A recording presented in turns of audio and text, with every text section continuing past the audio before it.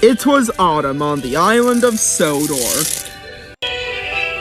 Sir Topham Hatt's engines were finding life difficult because Edward's branch line was closed. So Edward had to run on the main line for a while.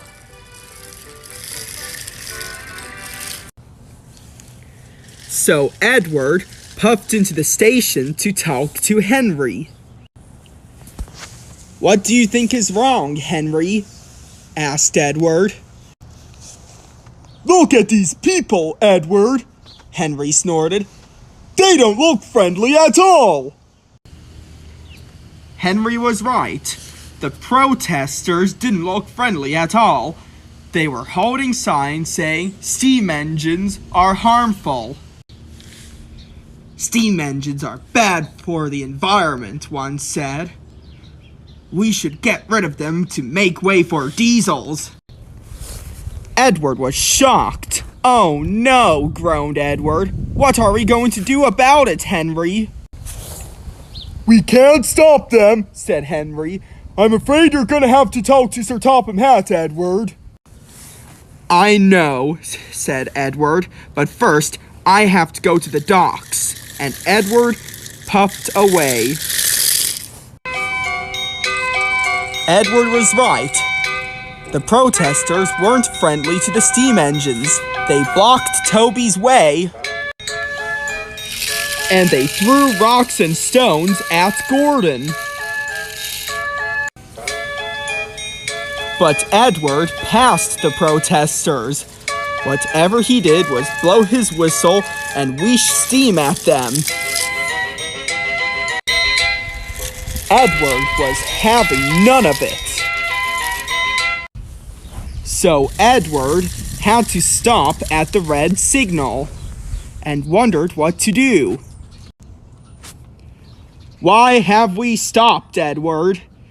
asked his driver. "We have places to be." "I need to talk to the signalman," said Edward.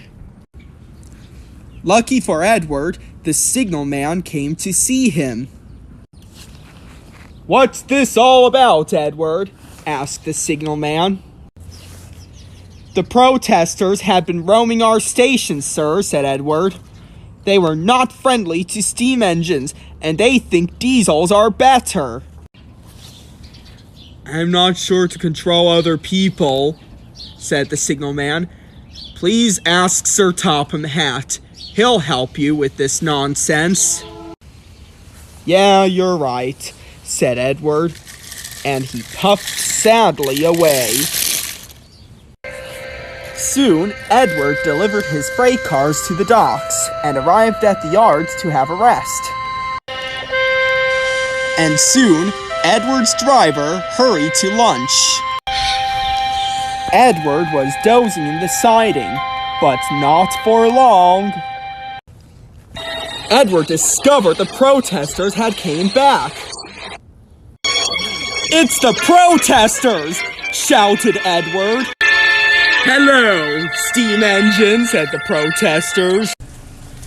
And soon, the protesters boarded Edward, and one climbed onto Edward's cab roof.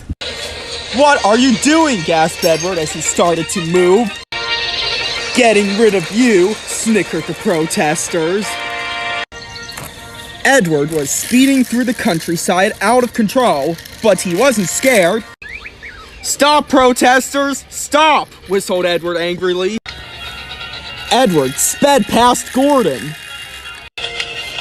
"Edward, slow down!" whistled Gordon.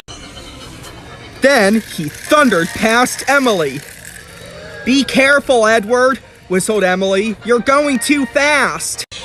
Then Edward raced down the hill. "If we speed down that hill, we're going to crash," said Edward. "Brakes, please!"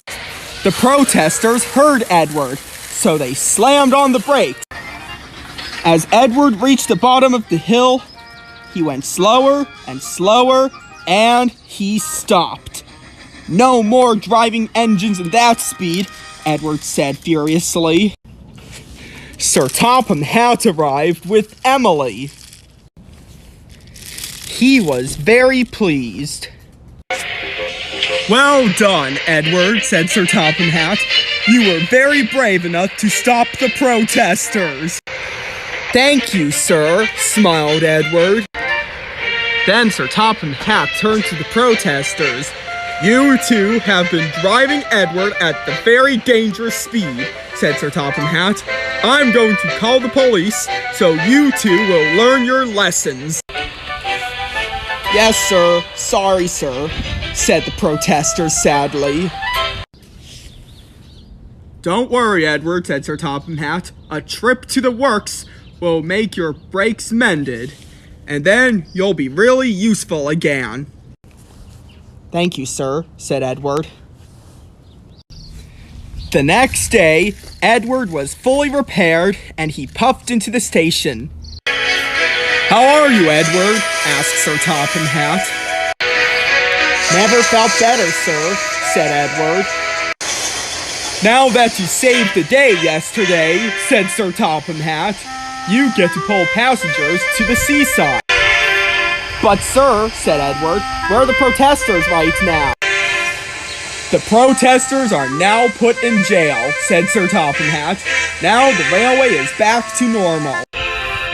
Edward was proud, and soon he was on his way to take the children on a wonderful trip to the seaside.